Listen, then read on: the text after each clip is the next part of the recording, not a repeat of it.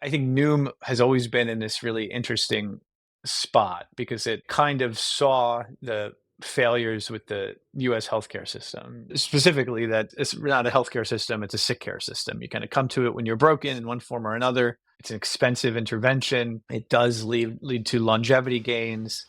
But if you look at kind of healthy years, it doesn't really do much to improve that because there's been no focus on prevention.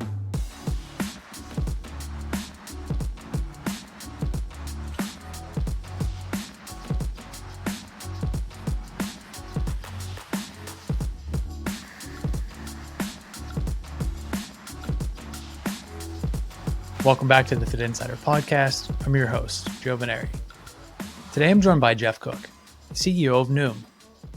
In this episode, we discuss the company's evolution from weight loss app to digital health platform. Geoff explains Noom's approach to combining behavior change with prescription drugs like GLP-1's. Plus, we talk about merging wellness with healthcare, adding more medical interventions, and entering categories like longevity. Let's get into it. Today's episode is brought to you by EGYM. EGYM provides fitness and health facilities with smart workout solutions built on its ecosystem of hardware, software, and partners. But it's more than cool tech. Their connected training experience delivers business results while helping members reach their wellness goals. If you run a gym, health club, YMCA, or any kind of fitness facility, you should check them out. Visit egym.com to learn more. Hi, Geoff. Welcome to Fitt Insider. Thanks for joining us. Thanks for having me. Excited to chat today. And I think maybe to kick things off, could you just tell us about how you landed at Noom and kind of what the key priorities or focus areas have been since you've stepped into the CEO role? You know, my background prior to Noom is spending 18 years building a company called the Meat Group from zero to a few $100 million in revenue, took it public on NASDAQ, sold it. And I was leaving, we had built a large live streaming video creator economy suite powering 7 of the top 50 social apps. And I was having breakfast in Dallas with the ex-CEO of the Match Group, you know, the company behind Tinder and Hinge and some other Plenty of Fish, OkCupid, many others. And it was basically suggesting that I was looking for a third act. My previous company was my second that I'd sold. And so was thinking down something in the mindfulness space, mentioning like maybe it's time to redeem for some sins in social media. She said, "Oh, you should be CEO of Noom." It was over breakfast. And I said, "Interesting." You know, I hadn't really considered that. I was probably thinking more startup, right? Like let's do something from nothing. But I thought it was intriguing. I talked to my sister and a few other people about Noom and discovered, you know, they were big users. You know, the brand was obviously quite large and meaningful. My sister showed me her kind of weight graph over time. And so 6 weeks later, I was CEO of Noom. So it was kind of a very quick process. And then from there, you know, I really view my role at Noom to be to usher it into this age of medically assisted weight loss. You know, this is the age of the GLP-1. And so a lot of my focus has really been there. Yeah, it's such an interesting story and kind of getting into that spot now. Was it clear at that time as you're going through whatever process and considering it, was that your pitch to them? Was that their ask of you? Like, hey, how do we get into this prescription era? What does GLP-1s look like? Even, you know, a year ago, it was top of mind, but really has even accelerated since then. So how top of mind was that initially? It was top of mind. I would say Noom was known as and is known as a psychology-based weight loss tool. And one of my main objectives and was part of the communication to the board at the time was I saw Noom as this holistic platform for kind of whole person health that could empower everyone everywhere to live better longer. And this phrasing, live better longer, was new to Noom, as was everyone everywhere, right? I think this concept of potentially going beyond just a subscriber oriented service and into something that had real freemium capabilities, that was something that interested me then and interests me still. And so I would say GLP-1 was top of mind. I'd say it became even more top of mind, frankly. But I saw weight as this foundational kind of aspect of health that obviously helps with a lot of downstream chronic conditions. And Noom as a with the ability to kind of deepen maybe into not just nutrition, but sleep, fitness, mental health, help you kind of figure out that what can be a complex maze of peptides, hormones, right? Like that, it struck me that the Noom was this trusted brand that could help people navigate that lifelong wellness journey. And so one of the things that, I learned only on kind of entering Noom now 16 months ago or so is the company had obviously stood up a GLP-1 program before I'd gotten there, but it was a brand name only program. And, as I got deeper and deeper into it, as the first few months, it was clear that that program just wasn't getting the medications people need to them for really two primary reasons. One was, of course, the coverage. A lot of people don't have coverage for the GLP-1s, and the other, of course, was even those that did, couldn't access it in their pharmacy because of supply shortages. So I think that was the crux of like, okay, that's the aha. That's why we could do better. It was kind of marrying access to the medication, really emphasizing having supply and getting the medication to your door in 7 days, and then marrying that with a GLP-1 companion program, emphasizing resistance training, emphasizing, protein eating, making sure people are going to keep and their weight, their muscle mass, but also be more likely to sustain their weight loss over time. That's been the direction we've been going in. Yeah, I definitely want to continue down this path. Certainly a lot of questions, concerns, opportunities with GLP-1s, but I actually had it in my notes that even if you just kind of go back and whether it's on the website or in the press release, this shift to, something like, and I think you use these exact words, Noom is a digital healthcare company, empowering people to live longer or live better longer, the focus on whole person health. I guess how much of that was an exercise in marketing and how much of that was your philosophy and perspective? You kind of spoke to it a little bit, but I'm curious, like that's quite the shift and certainly broadening of the scope from, hey, we're a psychology based, diet or weight loss program, behavior change program. Well, it was definitely my perspective. So, I kind of spent the first 3 or 4 months, listening tour, right? Like Noom is obviously a fairly sizable company. There are a lot of constituencies. There's a lot to, of course, ramp up on and learn entering a new space. I wrote a blog post probably 3 months in, something along the lines of like the four C's of Noom and the four C's and the three pillars of Noom. I've been more or less consistent with kind of that viewpoint of Noom since then. It was basically really finding what's at the heart of Noom, and I kind of view at the heart of the product, from a consumer perspective, would be the four C's. Content, these content and tools that we're ever expanding. Creating AI kind of food loggers, AI body scans so you can know your lean mass. Marrying that with coaching. Coaching has always been kind of this really important aspect of the Noom brand. Bringing AI assistance into that as well. The community aspect of Noom was always important. Habits are only entrenched in community. And then the newest C, the clinical aspect is where we've been spending a lot of time, bringing the right medications, interventions to marry with the behavior change, ultimately to extend health span. So that kind of, I would say I came to that in the first few months and then kind of memorialized that. And then I've been more or less consistent with it.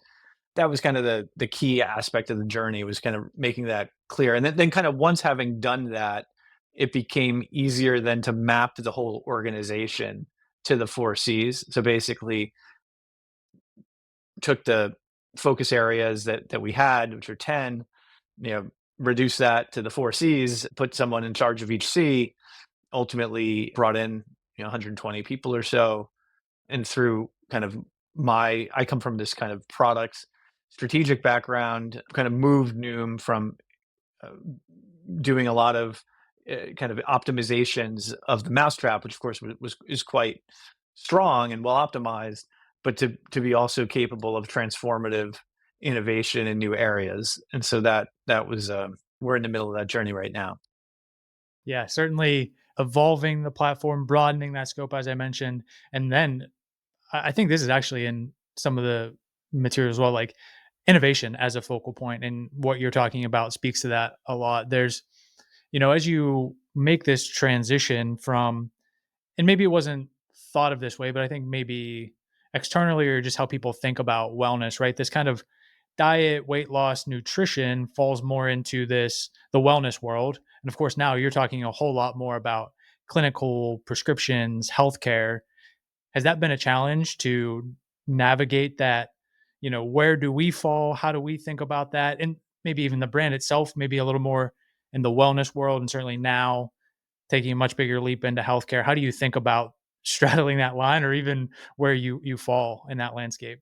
So I think the main opportunity for Noom is to build a preventative health platform, right? So I think Noom has always been in this really interesting spot because it kind of saw the failures with the US healthcare system, specifically that it's not a healthcare system, it's a sick care system. You kind of come to it when you're broken in one form or another. It's an expensive intervention.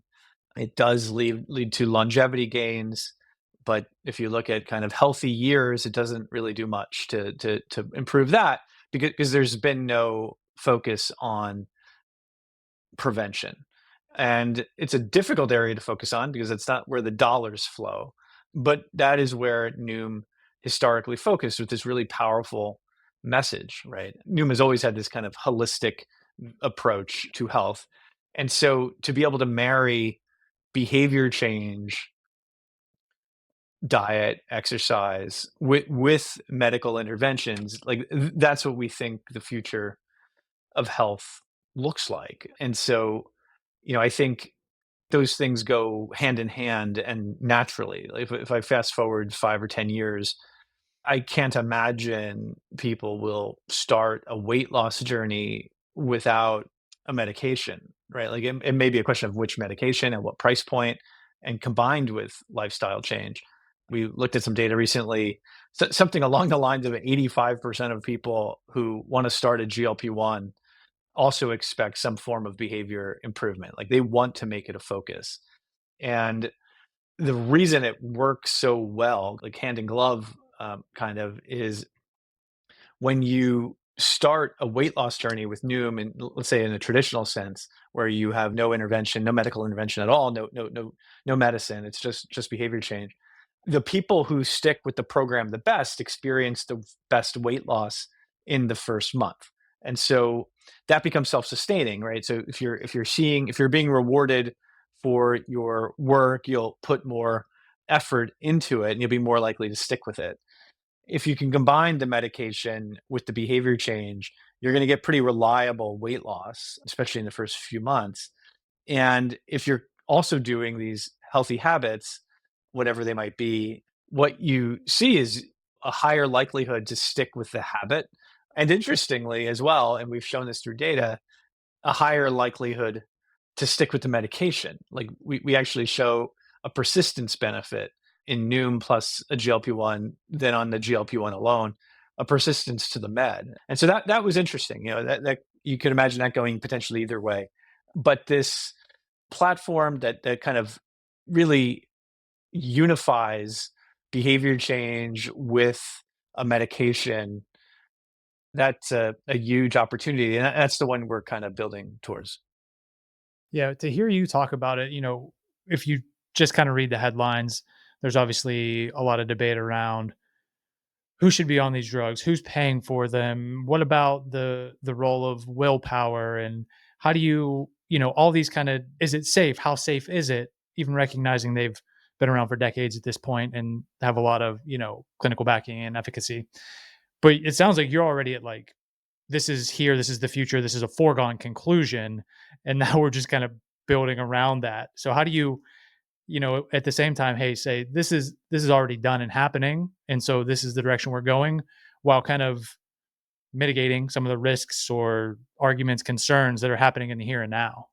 I think it's important to kind of meet people where they are. So there's still plenty of people who would prefer today to start a weight loss journey without a medication. For one thing, it's more accessible, right? You may not have good health plan, good coverage of the med. You may not be willing to come out of pocket for, a couple $100 a month for the med. And so you you engage in behavior change. And Noom is still a very strong and ever improving behavior change platform, even X medication. Then you add the medication to it, and you make it easy to kind of pick which option you want to go down. And we've kind of thoughtfully kind of interwoven the medication into our kind of intake, to help people kind of decide which path they want to go down. I think over time we would expect more and more to choose a medicated path. I'm sure that won't be 100% even in the out years, but it will be an ever expanding percent. And I think we view obesity as a disease that can be treated with medicine, and so it's rational to treat it with medicine. But medicine alone is not enough. And the labels on the med, if you actually read the label, it says to be used as an adjunct, like on Ozempic, for example. It says to be used as an adjunct to diet and exercise. And of course, most people don't use it that way, right? And so, if a comedian made a joke recently, I can't remember his name, but that, well, I started Ozempic, it's been great, I lost a lot of weight, now I only half a bag of Doritos, right? And so you will lose weight, of course, that way. You will simply take in less calories than you used to, and you'll lose weight. The issue is if you're losing a fair amount of weight, but not changing your eating habits, and you gravitate for what calories you do intake, you gravitate to kind of the same foods you did before. Let's say the bag of chips. That bag of chips might have only lasted you an hour in terms of your hunger levels, or maybe 2 hours. Now it might last you 8 hours, right? And it's pushing out and crowding out any other proteins you might have eaten along the way. And so if you're not getting your protein, you could end up worse off, because as you later fall off the medication for one reason or the other, you then kind of come back with kind of this roaring food noise. If you had like no behavior change at the same time, you could end up in a situation where you have a condition like sarcopenic obesity, where your fat composition kind of goes up even beyond where you started, because you lost a lot of lean mass when you began the GLP-1, because you weren't kind of worrying about protein eating and resistance training. And so we really have spent the last 16 months really modifying the Noom program when we know you're on a GLP-1. The Noom program, of course, continues to exist for the non-GLP-1 case. But if we know you're on a GLP-1, our program shifts in really straightforward ways, right? Instead of calorie counting and really making calories the key, it's really proteins the key to the nutrition. It's bringing in resistance training right into the task list. We had a deal with, I think, a company that's been on here, Fitt to bring in many of their workouts, and we had that curated by an obesity doctor to make sure they're accessible. And we designed a program called Muscle Defense for that. And so we kind of gamify through the earning of Noom Coin the engagement in these different kind of habit building activities. So each day you get your Noom Coin if you kind of do the workout, if you track your protein, and so forth. And so, I think that it's an extremely powerful adjunct to the medication. And we think there's likely other medications where behavior change kind of comes in naturally. And so, I think this is a very, ripe area for us to continue to expand. The Fitt Insider Podcast is brought to you by our friends at EGYM. This is an exciting partnership for us, and not just because EGYM makes some of the most innovative fitness products out there, but because the entire EGYM team, led by their CEO Philip, is committed to making health, fitness, and well-being more accessible for everyone. And that's a mission we can get behind. By combining their smart equipment with integrated software and hundreds of connected partner brands, EGYM helps fitness facilities stand out by delivering a personalized, gamified workout experience that improves outcomes and member engagement. So if you're a gym or health club operator thinking about how to best serve your members while driving business results, go see what EGYM is up to at egym.com. all of those things. And when you think about the need to have the behavior change, the coaching, the diet, the muscle defense, you added the body scans. So we're saying, hey, we need to make sure that we're monitoring muscle mass. We're continuing to put these kind of measures in place to to ensure people are using these drugs, effectively. What if they're not, right? What if they're not making these changes? Is there a world in which you say, hey, we need to pull the prescription or we need to intervene in a more kind of forceful way? How does that kind of relationship work if they're not taking those kind of necessary steps to ensure body composition, et cetera? Yeah, I mean, we wanna meet people where they are. So that person is still better off on the medication in almost all cases than not taking it. They may be at more risk when they stop taking the medication down the line, and 5 out of 6 people, tend to stop by month 24. But I think in general, yeah, you we meet people where they are. So if that's all you're doing, you're still having to kind of engage with the app just for the certain aspects of the clinical experience. We would hope that we can induce you on the behavior change side somewhere along the way. I guess along similar lines, is the goal then meeting people where they are and recognizing some people are coming off of it within 24 months, like to be an off ramp, like to position yourself as maybe some people, all people don't opt into the medication, but now we're when they are ready to come off of it, like they can just continue on with Noom and the coaching program, behavior change into the future. Yeah, yeah. So the taper is an interesting, like an off ramp is an interesting phraseology, and I think because like Noom comes at it from the point of view like our mission is not to sell you more meds, right? Our mission is to empower everyone everywhere to live better longer. And that may mean a medicine or it may not, but our whole history, of course, really goes with behavior change, more on the grounding than the medication. But we want to bring in the medication when it helps. And so we actually do have a taper protocol. So, the we actually have been pretty thoughtful in our design of the clinical experience of our new GLP-1 program. So we tend not to go up to the highest levels of the medication, right? So if you're if you're kind of following the standard dosing schedule, you might start on 0.25 milligrams of semaglutide and go up to 2.4, and then 2.4 is the maintenance dose, potentially for the rest of your life, right? Like that would be the conventional wisdom. Yeah, the research is pretty straightforward, both on the tirzepatide side and on this semaglutide side, that somewhere between 33% and 40% of the med produces about 75% of the weight loss outcome. It does it with less side effect because it's dramatically less medication, which helps with persistence.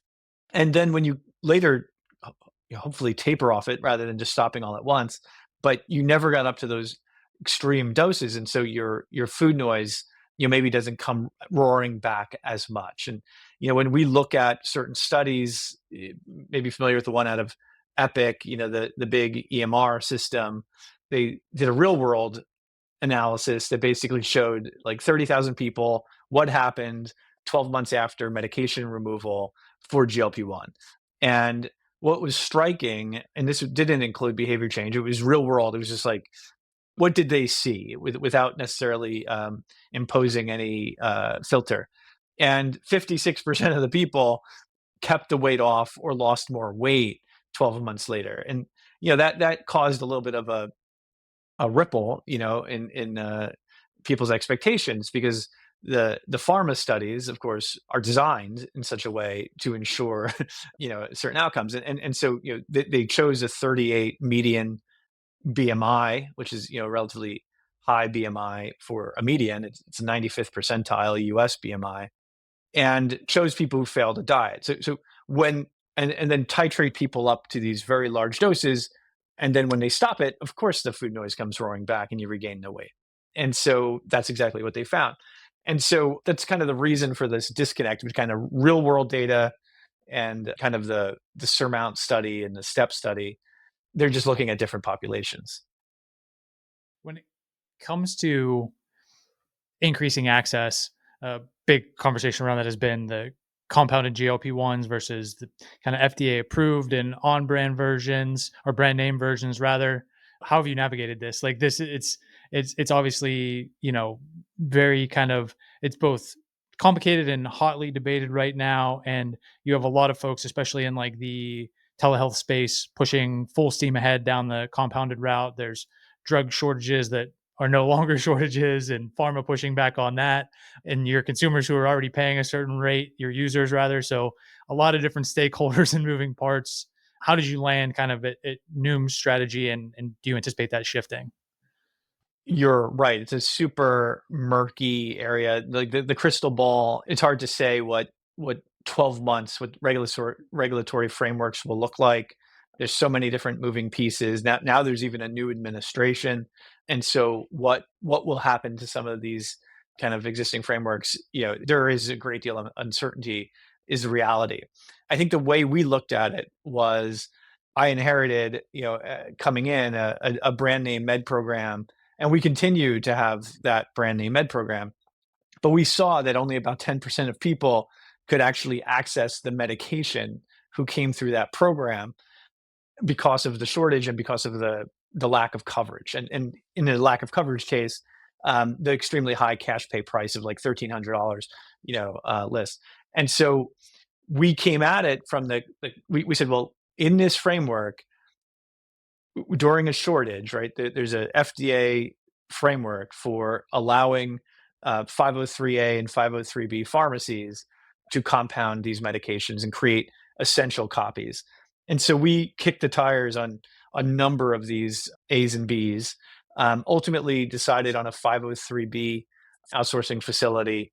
What we like about the 503B is they tend to be some of the nation's generic medication manufacturers. They're required to abide by CGMP practices, currently good manufacturing practices. They're inspected by the FDA, and so we looked at that, and we actually saw non-EpiPen epinephrine going to a hospital generic coming off the same line as compounded semaglutide, and of course that volume is also higher. And so we felt comfortable that this manufacturer could meet our supply needs as well. They come with certificates of analysis. You kind of know the potency, the purity profile, and you get a lot of confidence. And so that's actually a great framework. And compounded medications, 90% of hospitals in the United States are receiving compounded medications. They've been part of our public health system for many decades. And so we got quite comfortable with the approach. Now, as you know and kind of allude to, that will work as long as the shortage is in place. And the drug manufacturers are basically saying, well, we're no longer in shortage, but they're not the ones that get to say. The FDA does. And so both drug manufacturers have said they're not in shortage essentially, and now the FDA has to decide. Now, how the FDA decides, Noom's viewpoint is quite clear. These drugs are in shortage, right? We see hundreds of shortage reports from our own customers every single day, unable to access the doses, not just the lowest doses, but certainly more so the lowest doses, the 0.25 and the zero point 0.5 of the semaglutide in particular. And so, I think we hope that policymakers take into account our data, the data of other players in this space. They certainly have access to this data, and not just the good word of the drug manufacturers. Basically, your position is, as it evolves, we'll evolve with it. And if we have to stop offering these, we'll just shift back to the brand name.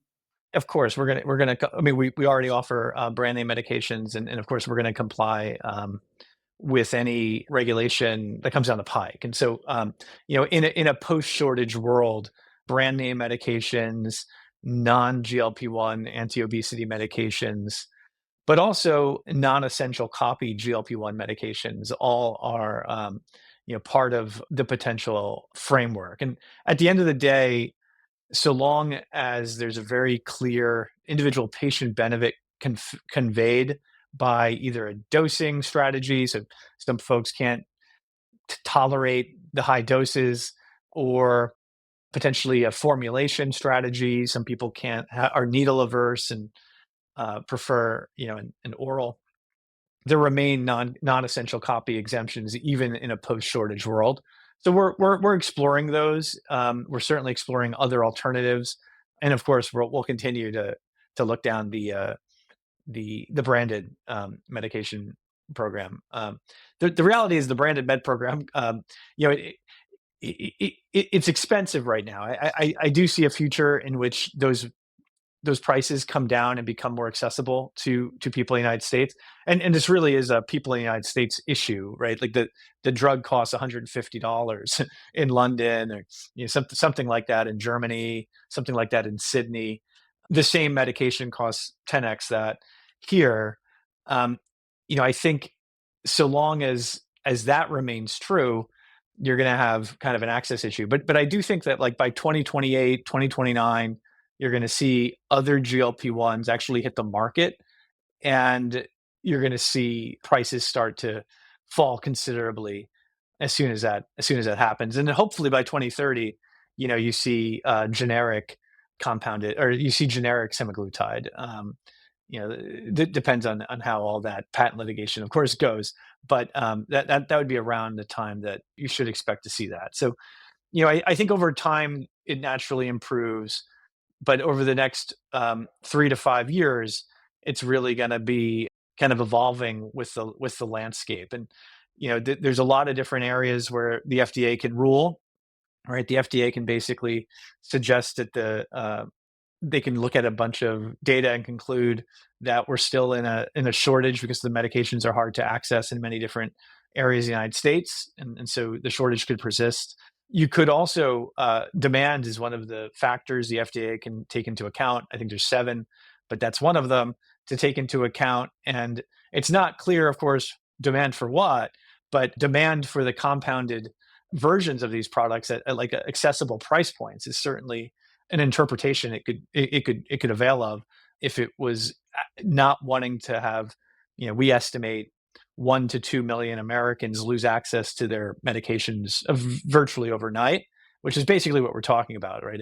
If that shortage comes off, the medications will never be more inaccessible than they are. So it's a little bit of a perverse, we say the shortage ends, but it only becomes harder to access for most people. Yeah, a lot of different ways that it could go, and yeah, kind of TBD on how it all plays out. Maybe a few more questions before we wrap up. One being, we talked obviously a lot about like hot button issues related to this, and another one has been, the marketing that you see a billboard pop up, or subway ads, or Facebook Meta ads that are kind of promising, hey, lose X amount of weight in this amount of time, so on and so forth. As well as in the case of Noom, it's like you already have an existing user base. Do you then turn around and kind of remarket all of these prescription meds and options to them? If so, how? Just in general, when it comes to talking about this, you've obviously today taken, I think, very direct, but also like measured approach to this, the clinical and transparent, and really kind of advocating for people. How do you think about where you sit in the landscape, how other companies are marketing these drugs, and just what type of impact that has long term? Yeah, it's a great question. And I think we want our marketing to really ring with this behavior change sense that we bring to the conversation. And so obviously we're performance marketers just like others. And the reality is access to the medication at a reasonable price is a winning formula. Access is incredibly important. But when you kind of standardize for access, right, when you assume eventually this is generic and everyone more or less has affordable access, then it's going to be about differentiated outcomes, right? Like persistence to the medication will matter, the behavior change along with the medication will matter, especially if you ever hope to taper off the medication. That doesn't necessarily mean you have to taper off the medication to zero, right? Tapering off to a maintenance dose may well be effective for many people, even if you don't end up tapering off to zero. So I think we would want our advertising to kind of suggests that Noom is more than meds, right? Like the behavior change aspect is part and parcel of the program, and that's what differentiates us. The access is there; it's affordable medication. We combine that with kind of a winning behavior change program to ultimately drive sustained health outcomes. This might be me listening to what you're saying and projecting a little bit, or just thinking about how it evolves, or it might be on the roadmap. It sounds like you're saying, "Hey, we've built this platform. We have the behavior change. We're building the healthcare clinical component. We could deliver any prescription for anything into the future." And if you think about holistic health, that could be hormones, peptides, you name it. Is that the plan? Yeah, I think you'll see us go beyond a single condition and really a limited formulary, right? I think we are definitely thinking much bigger than that in terms of live better longer is not just about weight. We're not just going to treat obesity and overweight. We're going to look for those are really important areas because they actually do add to health span considerably. They reduce chronic disease, but we think there's other alternatives today that help different groups potentially live longer or at least live better longer. And we think over time, more and more medical interventions will kind of come in on the healthy aging and longevity front. It's a little more greenfield, and there's some uh, issues with obviously well person treatment that complicate the study landscape there. But it's an area that we're kind of keeping a close eye on, and that we expect will continue to blossom over the coming decade or two. And maybe the last question, and maybe you don't have an answer, don't want to talk about it right now, but just how you're thinking about it.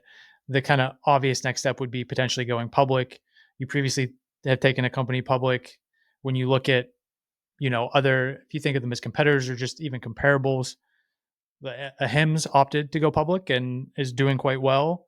Whereas somebody like Roe, I think Z recently said, the CEO, why would we ever go public? Like we don't need to. It's not particularly interesting. We're doing quite well. How do you think about that?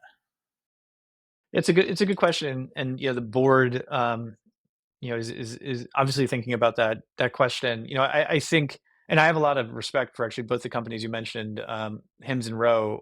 I know how hard it is, and I think they've done a good job, but we're not in a hurry. What is probably how I'd characterize it, right? We had the good fortune to have raised a fair amount of money in 2021 and have been break even for some time. And so, I think that's not at least an immediate concern of ours. What we're really focused on is kind of orienting the product around this intersection of behavior change and medication in a way that really feels unique and like Noom, while investing in our brand and really trying to drive repeat engagement and retention, potentially beyond just paid subscribers and into kind of a freemium area. My whole background was building out a portfolio of one of the apps I founded, but ultimately a number that I acquired of 40 million monthly active users. Most of those were freemium, and that is a really durable model. And so, like, what does that look like for Noom is one of the things I think we'll try to answer over the next 12 to 18 months.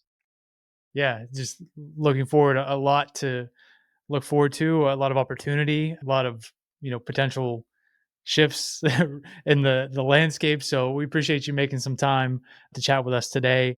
As we wrap up, is there anywhere you'd point people to learn more, follow along, or anything you'd say keep a lookout for? Sure. Noom.com, easy to find, of course, or you could find me on LinkedIn, and I tend to post some blog posts every now and again. So you could follow my Medium or my LinkedIn. Perfect. We'll get all that linked up in the notes here. But Geoff, thanks for making time. Really enjoyed the conversation. Thank you, Joe. It was a pleasure. Thanks for listening to today's episode. If you got value from the conversation, please consider subscribing and sharing the podcast with a friend or colleague. It's a massive help. And if you want more content like this, including news and insights on the latest industry developments, subscribe to the Fitt Insider newsletter at insider.fit.co. And one more thing, you can learn more about our recruiting and consulting services at fit.co. That's FITT.co. I'll see you here next week.